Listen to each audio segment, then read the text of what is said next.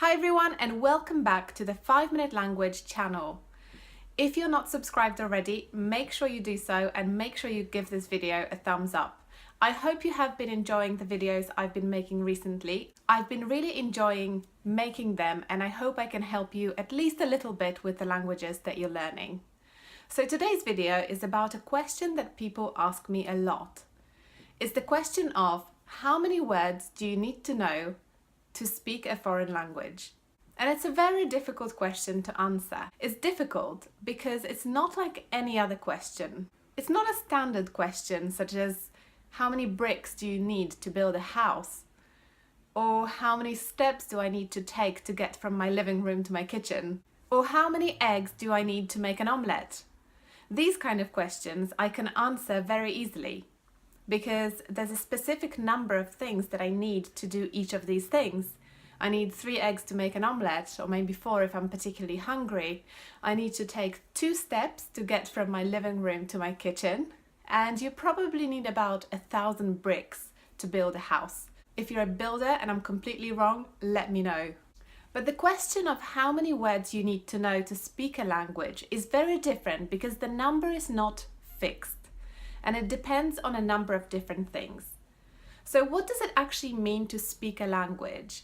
For example, I can say a couple of different things in Japanese, but does it mean I can speak Japanese?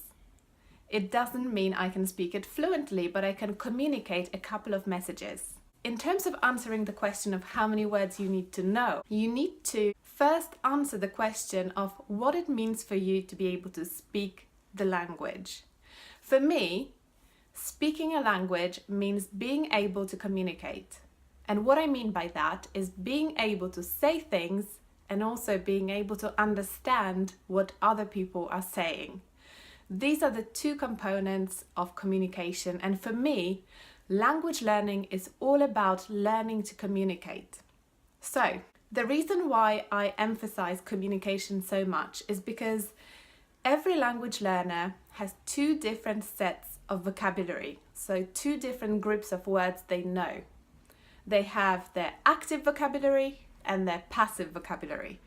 So my passive vocabulary in Spanish, for example, is very good. I can read a newspaper in Spanish and I can understand perhaps 80% of the things I read. But that doesn't necessarily mean I can speak Spanish, because my active vocabulary, the vocabulary I can actually use rather than just understand when I read it, is much smaller.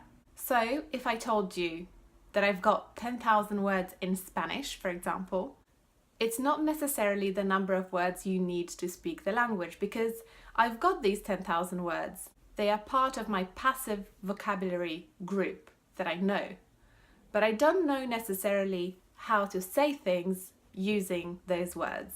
The other thing I wanted to discuss is the difference between general vocabulary and specific vocabulary. So in every language you have a lot of general words, and I'm calling them general words because they can be used, they're very flexible and they can be used to express a lot of different ideas.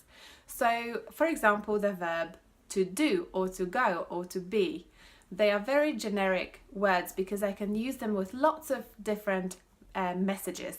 If I'm trying to communicate, for example, that I'm going swimming, or that I go to work, or that I go to school, I can use it to communicate lots of different things.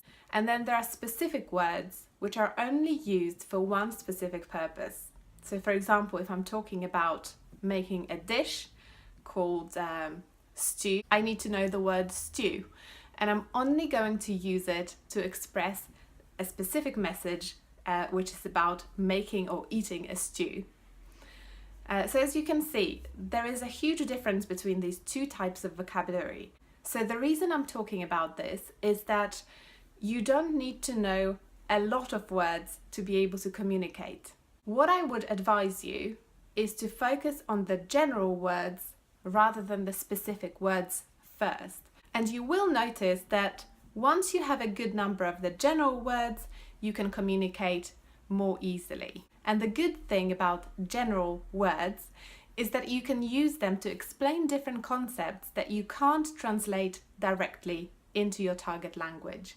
So for example, if you don't know how to say bus and you know how to say travel, you can say it's something that you use to travel in a city for a lot of people. So the bottom line is focus on words that enable you to communicate.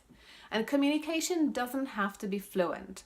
So my answer, in short, to this question is that you can actually speak with very few words.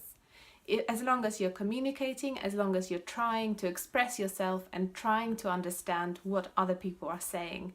This is speaking. It doesn't mean that you have to be fluent. It doesn't mean that you have to know thousands of words.